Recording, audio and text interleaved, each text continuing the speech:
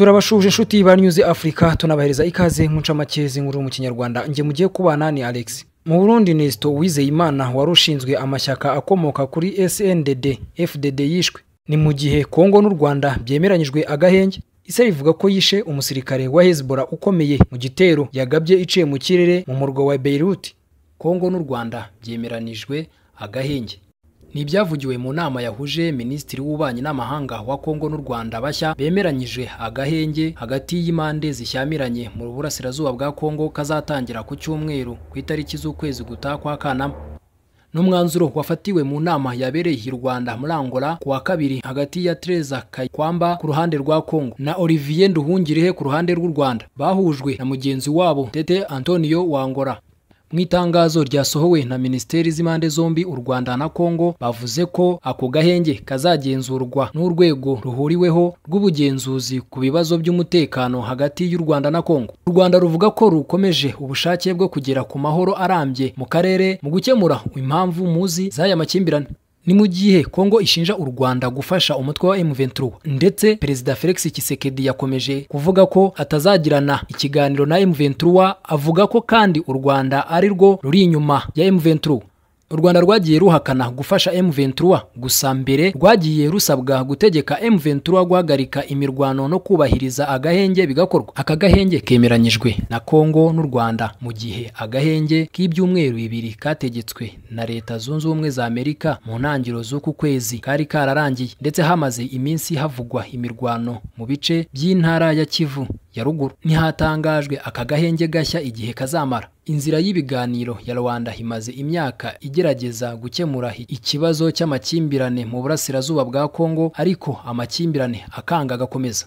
Inzira y'ibiganiro ya Nairobi iyobowe na Uhuru Kenyatta wahoze ari perezida wa Kenya isa niyagenze buhoro kuva umutwe w'ingabo z'ibihugu by'akarere ka Afurika y'Iburasirazuba wari uyobowe na Kenya wanengwaga na Kinshasa niwongerewe amasezerano ingabo zirataha. Inzira ya Rwanda niyo ikomeje kugerageza gushaka umuti uciye mu guhuza abategetsi ba Kongo n'u Rwanda. Ibihugu by'uburengerazuba n'inzobere zahawe akazi na ONU bavuga ko u Rwanda rufite ingabo n'ibikoresho muri Kongo zifasha umutwe wa M23. U Rwanda ruvuga ko nta bimenyetso bifatika byemeza ibyo bavuga. Mu mpera z'ukwezi kwa gatandatu, Perezida wa Angola yatangaje ko hari ibiganiro birimo kuba kugira ngo vuba cyane habeho guhura hagati ya Perezida Paul Kagame na mugenzi we Felix Tshisekedi. Reka makuru tuyakomereza i Burundi. Nesto Uwizeyimana warushinzwe amashyaka akomoka CNDD FDD yishwe. Mu itangazo rigufi ryaraye risohowe n'umunyamabanga mukuru w'ishyaka riri ku butegetsi rya CNDD FDD Reveriyoni Ndikuriyo yatangaje ko bababajwe n'urupfu rutunguranye rwa Nesto Uwizeyimana wari umunyamabanga ushinzwe amashyaka akomoka kuri SNDD FDD mu ntara nshya ya Gitenga. Muri iri tangazo uyu munyamabanga w'ishyaka rya CNDD FDD Reveriyoni Ndikuriyo ntacyo yigeze avuga kandi kubijyanye n'urupfu rw'uyu muyobozi, haba icyamwishe ndetse naho yaguye. Mu butumwa bwaraye bucicikana ku mbuga nkoranyambaga mu Burundi bivugwa ko Nesto Uwizeyimana yaba yaguye mu bitaro byakira yararwariye mu cyumba cy'indembe aho yararimo yongererwa umwuka mu gihe yaragarutse avuye mu butumwa bw'akazi hanze y'igihugu. Nesto Uwizeyimana bakunze kwita Binurire yabaye umuyobozi w'urubyiruko rw'imbonerakure mu ntara ya Kurusi imbere yuko atorerwa kuyobora ishyaka rikomoka kuri CNDD FDD mu ntara nshya ya Gitenga. Kurusi ni imwe mu ntara abatavuga rumwe na CNDD na FDD basa n'abadafiteyo umwanya habe na muto. Nesto Uwizeyimana yari umwe mu bakoresha imvugo ikarishye ku batavuga rumwe n'ubutegetsi, aho bamwe yabakangaga bituma bashinjwa ko batunze intwaro mu buryo butemewe n'amategeko. Hari kandi nabo mu myaka ishize batabaje bavuga ko barusimbutse bitewe n'uyu Nesto Uwizeyimana. Israel ivuga ko yishe komando wo hejuru wa Hezbollah mu gitero cyo mu kirere i Beirut.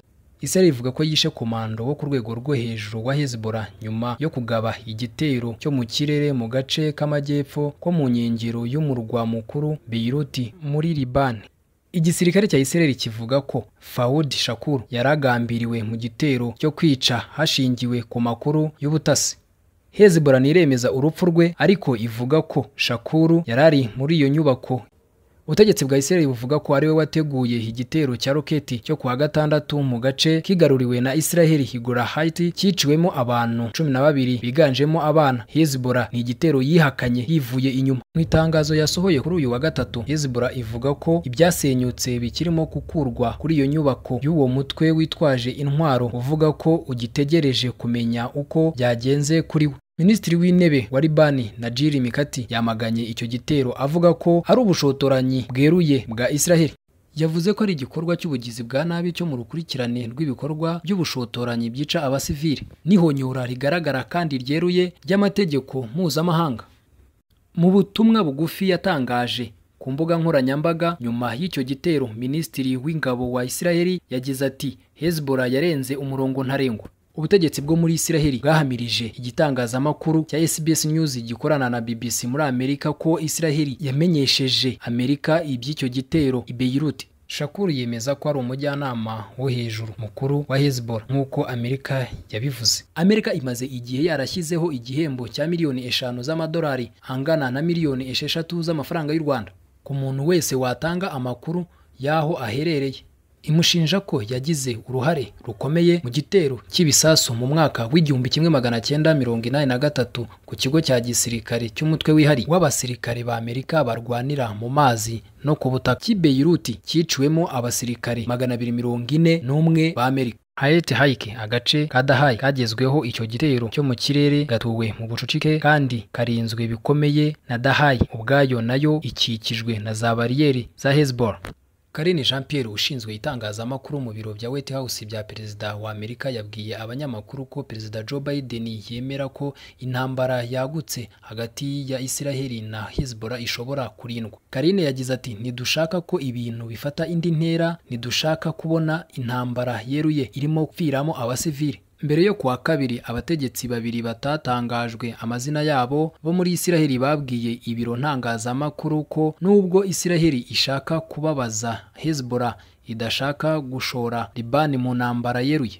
Igisirikare cya Israel nyuma cyavuze ko nta yandi mabwiriza azabaho ku banya-Israel ajyanye no gushaka aho bihisha. Byumvikana ko igisirikare cya Israel kidateganya ko Hezbollah yahita yihorera ako kanya cyangwa ikagaba igitero gikomeye. Impande zombi zizi ikiguzi cy'intambara yeruye ishobora gutuma Irani yinjira mu ntambara mu gushyigikira umutwe wa Hezbollah ikoresha uwo muri Libani.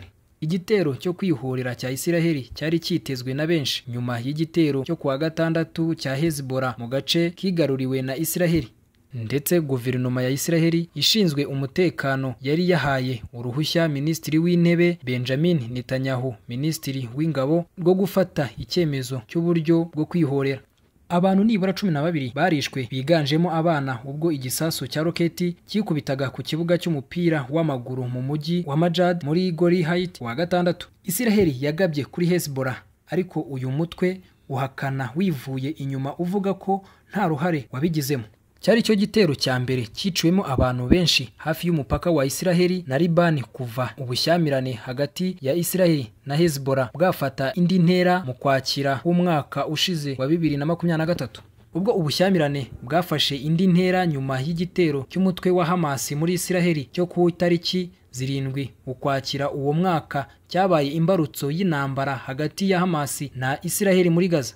Hezbollah ishyigikiye Hamas yafunguye urugamba ruto rwa kabiri mu majyaruguru ya Israel, ndetse kuva icyo gihe impande zombi Israel na Hezbollah zakomeje kurasanaho. Ciao ciao, nakagaruka.